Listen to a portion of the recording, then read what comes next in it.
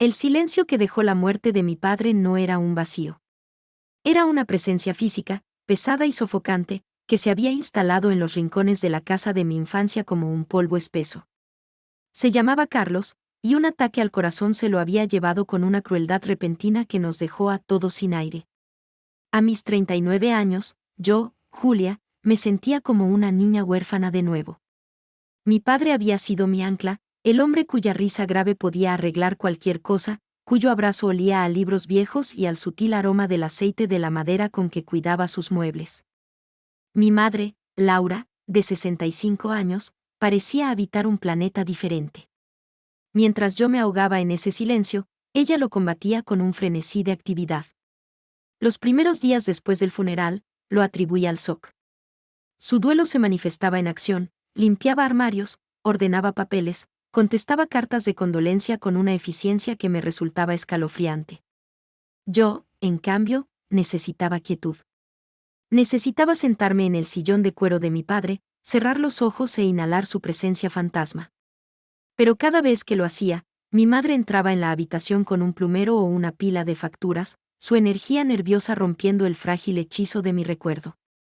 Hay que mantenerse ocupada, Julia, me decía, con una nueva fragilidad en su voz, una tirantez que no reconocía. Si te paras, te hundes. La primera grieta real, la que anunció el terremoto que vendría, apareció exactamente 3 semanas después de que enterráramos a mi padre. Fue un martes por la tarde. Subí a la habitación de mis padres, buscando un viejo álbum de fotos, y mi mirada se posó en el aparador de caoba donde mi padre guardaba su tesoro más personal, su colección de relojes. No era una colección ostentosa, pero cada pieza contaba una historia. Estaba el omega de cuerda que su padre le había regalado al graduarse, con el cristal ligeramente rayado. El Tag Heuer que se compró con su primer gran ascenso, símbolo de su éxito. El Seiko automático que yo le regalé en sus 60 cumpleaños, que llevaba casi todos los días. Estaban guardados en una caja de madera con interior de terciopelo azul oscuro. Abrí la tapa con la reverencia de quien abre un relicario. Y estaba vacía. El aire se escapó de mis pulmones. El terciopelo azul, marcado con las hendiduras donde habían descansado los relojes, parecía un cementerio en miniatura. Palpé el interior, como si mis dedos pudieran materializar los relojes de nuevo. Nada. El pánico, frío y afilado, me recorrió la espalda. ¿Un robo? ¿Había entrado alguien? Bajé las escaleras corriendo, con la caja vacía en mis manos. Encontré a mi madre en la cocina, doblando meticulosamente servilletas de tela. Mamá, los relojes de papá, dije, mi voz un hilo tembloroso.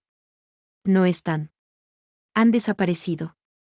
Ella no levantó la vista de su tarea. Sus manos, manchadas por la edad, seguían su movimiento rítmico. No han desaparecido, Julia. Los he vendido. La frase me golpeó como una bofetada. Me quedé mirándola, esperando una explicación, una broma de mal gusto, cualquier cosa. Pero ella siguió doblando. Vendido, repetí, la palabra sabiendo a ceniza en mi boca. ¿Por qué? ¿Por qué harías algo así? Finalmente, levantó la vista. Sus ojos, que siempre habían sido un refugio cálido, ahora parecían 2 ventanas cerradas.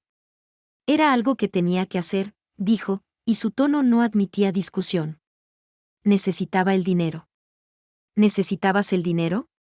Mamá, si hay problemas económicos, los solucionaremos juntas. Pero sus relojes. Eran su historia. Era él. Mi voz se quebró. Hay cosas que no entiendes, respondió, y con eso, apiló las servilletas y salió de la cocina, dejándome de pie con la caja vacía y una herida abierta en el corazón. Esa noche no pude dormir. La imagen de ese terciopelo azul despojado me atormentaba. La traición. Era la única palabra que me venía a la mente.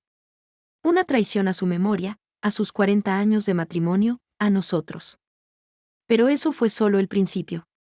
Una semana después, fui a su estudio, el santuario de mi padre. Las paredes estaban cubiertas de estanterías repletas de sus amados libros de primera edición. Coleccionaba historia, biografías de exploradores, novelas clásicas. El olor a papel viejo y cuero era el olor de mi infancia, de las tardes que pasaba sentada en el suelo mientras se leía, el suave susurro de las páginas al pasar como una nana. Esta vez, no fue un vacío total, sino un saqueo selectivo. Había huecos en las estanterías, como dientes caídos en una sonrisa. Faltaban los más valiosos, la primera edición de Por quien doblan las campanas, la colección encuadernada en cuero de Churchill. Me acerqué y toqué los rectángulos fantasmales de polvo que marcaban donde habían estado. Cada hueco era una nueva puñalada. Esta vez, la confrontación fue más agria. La encontré en el jardín, arrancando malas hierbas con una violencia contenida. Los libros también, mamá, dije, mi voz cargada de una acusación helada. Ella se irguió lentamente, pasándose el dorso de la mano por la frente. Sí. Los libros también. ¿Por qué me haces esto? ¿Por qué nos haces esto? Es como si lo estuvieras borrando, pieza por pieza. No lo entiendes, Julia, gritó, y fue la primera vez que le oía levantar la voz desde la muerte de papá. Sus ojos brillaron con una emoción que confundí con ira. Deja de juzgarme. Hago lo que tengo que hacer. La brecha entre nosotras se convirtió en un abismo. Dejé de visitarla a diario. Nuestras llamadas telefónicas se volvieron cortas, tensas, llenas de silencios hostiles. Empecé a observarla desde la distancia, con el corazón encogido por la sospecha. Noté que empezó a salir más. No a ver a sus amigas de toda la vida, sino a hacer recados misteriosos. Se vestía bien, con trajes que no le había visto usar en años, y se ponía un poco de lápiz labial. Mi mente, envenenada por el dolor, saltó a la peor de las conclusiones. ¿Había alguien más? ¿Tan pronto? La idea era tan monstruosa, tan repulsiva, que me sentí físicamente enferma. El golpe de gracia llegó un sábado por la mañana. Pasé por delante de la casa de mis padres de camino al supermercado y vi un cartel de "Se vende" clavado en el césped, justo al lado de la puerta del garaje. Pero no se vendía la casa. El cartel tenía una foto del coche clásico de mi padre. Un MG convertible de 1968, de color verde botella. Era su orgullo y su alegría. Habían pasado innumerables fines de semana restaurándolo juntos.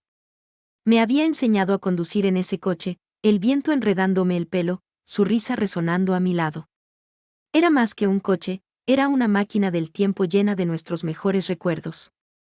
Aparqué al otro lado de la calle, con el corazón martillándome contra las costillas.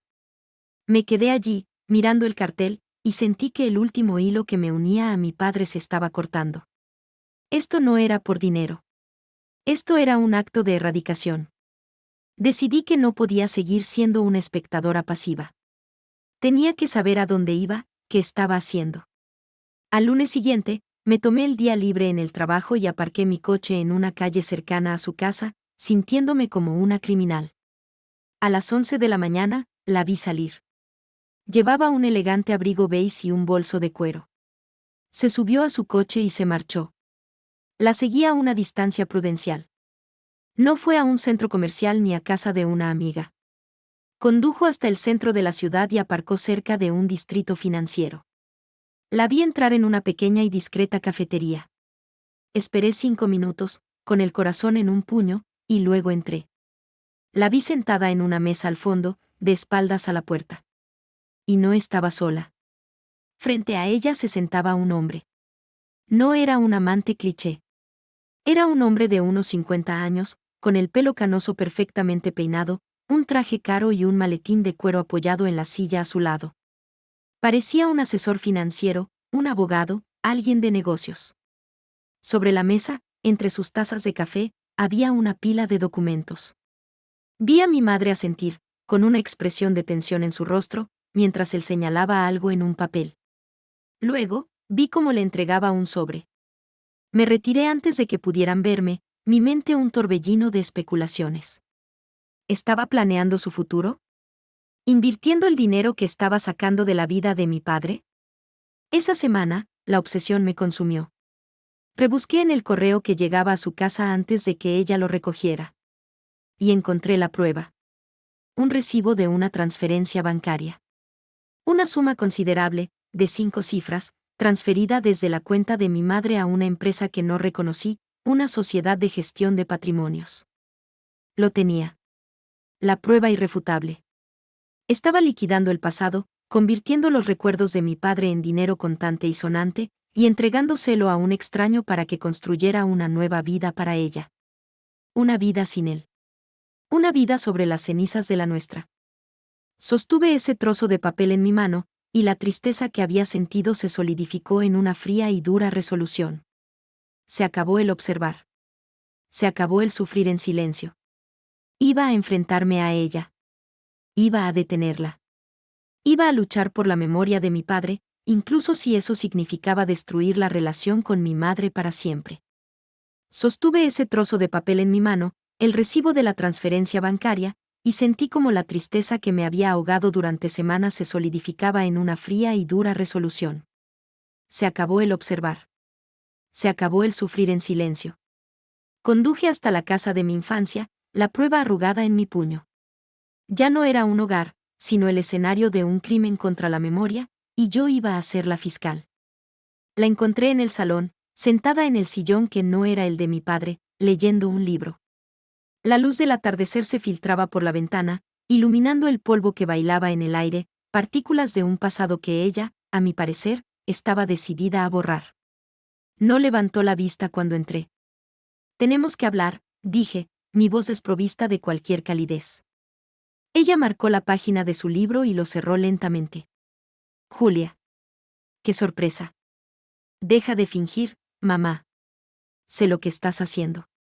Me acerqué a la mesa de centro y dejé caer el recibo bancario sobre la superficie de madera pulida. Vi la transferencia. Te vi en el café con ese hombre. Los relojes, los libros, el coche de papá, ¿cuánto más vas a vender antes de que no quede nada de él? Mi madre miró el papel sin tocarlo. Su rostro era una máscara impasible, pero vi un temblor casi imperceptible en su mandíbula. Te dije que era algo que tenía que hacer. No, grité, la palabra desgarrando el silencio opresivo de la casa. No tenías que hacer nada de esto. Lo estás borrando. Estás convirtiendo 40 años de matrimonio en una cuenta de inversión para tu nueva vida. ¿Es eso? ¿Ya tienes planes? Ese hombre del traje es tu nuevo asesor financiero para el futuro que estás construyendo sobre las cenizas de papá. Cada palabra era un golpe, y yo quería que doliera. Quería que sintiera una fracción del dolor y la traición que me habían estado consumiendo. Ella finalmente me miró, y por primera vez, vi una grieta en su armadura. No era ira. Era un agotamiento tan profundo, tan absoluto, que parecía venir del alma. «¿Crees que sabes de dolor, Julia?», dijo, su voz apenas un susurro. «¿Crees que tu pena te da derecho a la verdad, a juzgar? Pero no sabes nada». Se levantó y caminó hacia el escritorio de mi padre, el único mueble que aún no había sido profanado. Abrió el cajón inferior, el que siempre estaba cerrado con llave y del que yo nunca había tenido copia. Sacó una carpeta de cartón abultada y la dejó sobre la mesa, junto al recibo bancario. «Tú ves un recibo. Ves una traición», dijo, su voz ganando una fuerza temblorosa. «Yo veo el último pago. La última promesa cumplida». Abrió la carpeta. No contenía estados de cuenta de inversión ni folletos de cruceros. Estaba llena de informes médicos, facturas de hospitales, recibos de farmacias con nombres de medicamentos que yo no reconocía. Fechas que se remontaban a 2 años atrás. Diagnósticos. Pronósticos. Palabras como metástasis, ensayo clínico, cuidados paliativos. Mi mundo se detuvo. El suelo pareció desaparecer bajo mis pies mientras mis ojos recorrían los documentos, sin entender, negándose a procesar la información. «Tu padre no murió de un simple ataque al corazón, Julia», dijo mi madre, y ahora las lágrimas corrían libremente por sus mejillas, lágrimas que había mantenido represadas durante semanas. Llevaba 2 años luchando contra un cáncer de páncreas. Una sentencia de muerte.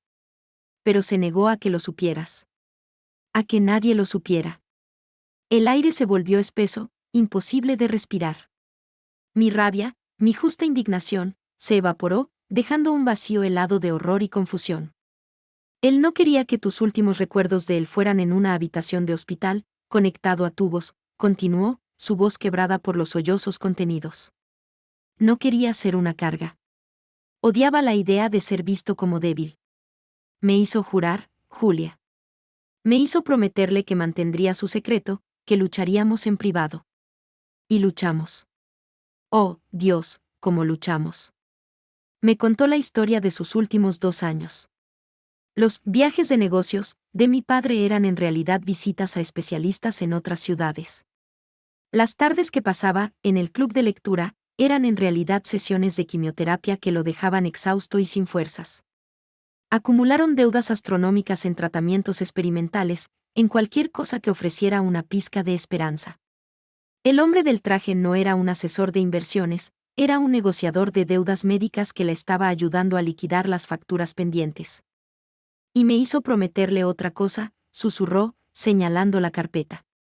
Que si la batalla se perdía, yo saldaría hasta el último céntimo para que la casa, tu hogar, estuviera a salvo. Y que lo haría en silencio, para protegerte no solo del dolor de su enfermedad, sino también de la carga de sus deudas. Sacó una última cosa de la carpeta, una carta escrita con la caligrafía temblorosa de mi padre. Me la entregó. Mi querida Laura. Si estás leyendo esto, significa que mi tiempo se ha acabado. Lo siento, mi amor, por dejarte con esta carga. Vende lo que tengas que vender. Los relojes, los libros, son solo cosas. Recuerdos guardados en metal y papel. Nuestro verdadero legado está en el amor que compartimos y en la hija maravillosa que criamos. Protégela, como siempre has hecho. No dejes que este feo final empañe los hermosos años que tuvimos. Que ella me recuerde fuerte. Que me recuerde riendo. Te amo siempre. Carlos. Caí de rodillas en el suelo, la carta temblando en mis manos, los sollozos arrancándose de mi pecho con una violencia que me desgarraba por dentro. La magnitud de mi error, de mi ceguera, de mi crueldad, me aplastó. Mi madre no estaba borrando a mi padre. Estaba cumpliendo su último y más sagrado deseo. Cada objeto vendido no era una traición, sino un acto de amor insondable, un sacrificio silencioso sobre el altar de una promesa. Mi madre se arrodilló a mi lado y me abrazó. Y lloramos juntas por primera vez, no como una madre y una hija distanciadas por la incomprensión, sino como 2 mujeres unidas por el mismo amor profundo y la misma pérdida devastadora. En las semanas y meses que siguieron, mi vida cambió de una manera fundamental. La revelación no solo alteró mi visión de mi madre, sino que reconfiguró por completo mi entendimiento del amor, el duelo y el sacrificio. Aprendí que el duelo tiene 1000 caras, y ninguna es incorrecta. Yo, en mi dolor, me había vuelto arrogante. Creía que mi manera de llorar, aferrándome a los recuerdos físicos, a los objetos, era la única forma válida. Juzgué la actividad de mi madre como una falta de sentimiento, cuando en realidad era la manifestación de una fuerza y una lealtad que yo apenas podía comprender. Su duelo era activo, era una misión, era el cumplimiento de un deber sagrado. Aprendí que nunca debemos dictar a otros cómo deben sentir o cómo deben sanar. Aprendí que el amor más profundo a veces exige los secretos más dolorosos. Mi padre no nos ocultó su enfermedad por falta de confianza, sino por un exceso de amor protector. Quería que nuestra imagen de él permaneciera intacta, que lo recordáramos en su plenitud, no en su fragilidad. Su secreto fue su último regalo, un escudo para protegernos del trauma de su decadencia. Y mi madre, al guardar ese secreto, compartió su carga, demostrando una fortaleza que yo nunca le había atribuido. El amor no siempre es transparencia total, a veces, es la sabiduría de saber qué cargas compartir y cuáles llevar en solitario para proteger a quienes amas. Y finalmente, aprendí la diferencia entre las posesiones y el legado. Durante semanas, había confundido las 2 cosas.